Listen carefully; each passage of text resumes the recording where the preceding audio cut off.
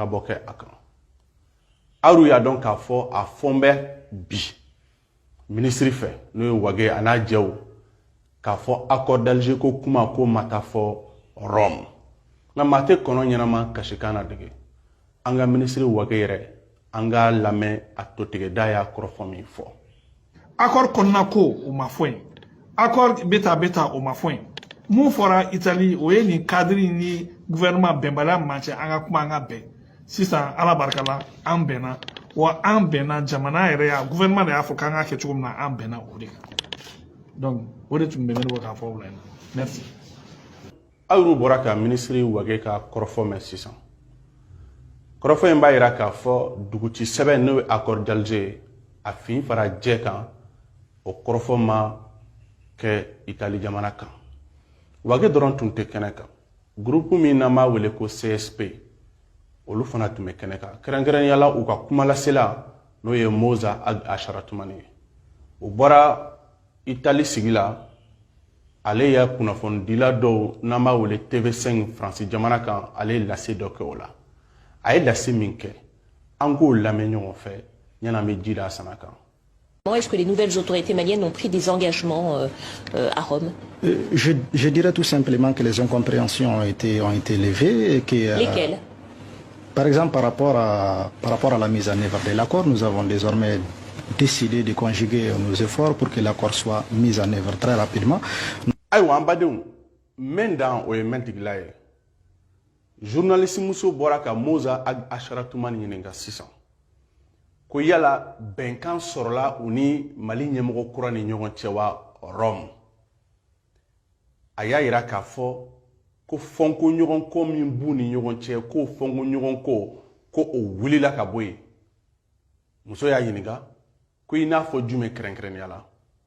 Moza Ag Asharatumani ko i n'a fɔ duguci sɛbɛn n'u b'a wele accord d'Alger ko o lawaleyali joona joona k'u bɛnna kan u ni Mali gouvernement à travers Wage k'u b'u fanga di ɲɔgɔn ma ka se ka accord d'Alger lawaleya joona joona.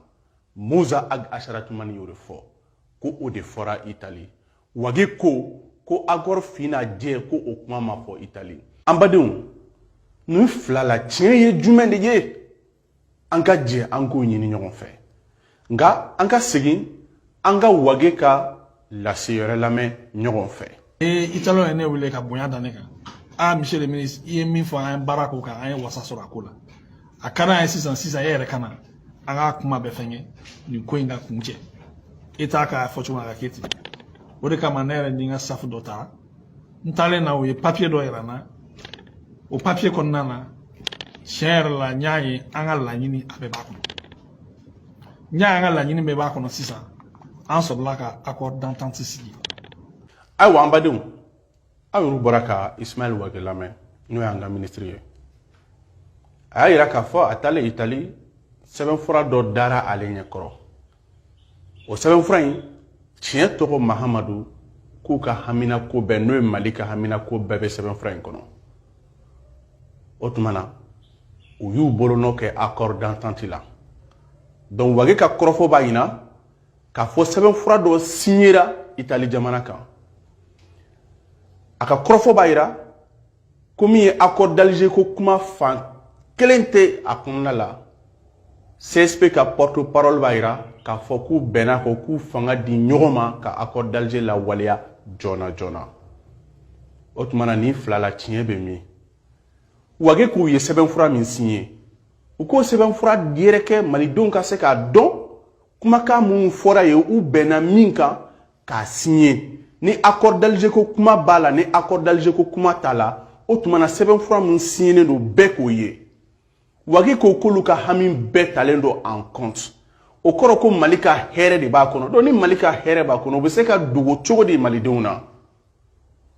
Ka sɛbɛnfura in kɛ jakuma bɔ ye a ma yɛrɛkɛ walima aw bɛnnen bɛ mun de kan a k'o fɔ mɔgɔw ye. Hakili jiginna maliyɛnw. Aw yɛrɛ bɛɛ y'a dɔn k'a fɔ accord d'Alger ko in bɛ daminɛ waati min na n'o ye duguci sɛbɛn ye. Le 25 octobre 2014, ministre Abdoulaye Diop ye conférence de presse kɛ o kɔnɔna la a ye kɔmasegili kɛ démarche minnu kɛra négociation hukumu kɔnɔ o y'a sɔrɔ sɛbɛnfura fɔlɔ sɔrɔ la mais a ko sɛbɛnfura in k'o ye sɛbɛnfura gudulaman de ye k'a tɛ se k'a yɛrɛkɛ Shahana Taki ko k'a b'ale bolo ni Ala sɔnna ma k'ale b'a publier o de y'a to le 27 octobre 2014 a bɛnna ntɛnɛndon ma Shahana Taki y'a publier a ka journal kɔnɔ 22 septembre Maliens y'a sɔrɔ ten a yɛrɛkɛra fan bɛɛ fɛ mais a donna bɛɛ ma bi o sɛbɛnfura min ni ministre Diop y'a dogo n'a ko dogo fɛn don jaja jamana halaki sɛbɛnfura de b'o kɔnɔ mais an m'an yɛrɛ ɲininka wage a ye dɔ in publier dɔrɔn a ye min signé ni accord ko kuma b'a kɔnɔ n'a t'a kɔnɔ a y'a publier dɔrɔn Maliens k'a ye hey wage an faw b'a f'an ɲɛna ko n'i tɛ fɛ fɛn min k'i kunu i kana to a la k'i nɛmu an baw ko hali kana to a k'i sumusumu o tuma na hakilima ye kolo kuncɛman dɔ fo ka kɛnɛ ye duguti sɛbɛn tɛ sɛbɛnfura ɲuman ye a ye courage ta a k'aw débarrasser ka bɔ a la parce que c'est un accord unique c'est un accord à kɔnɔna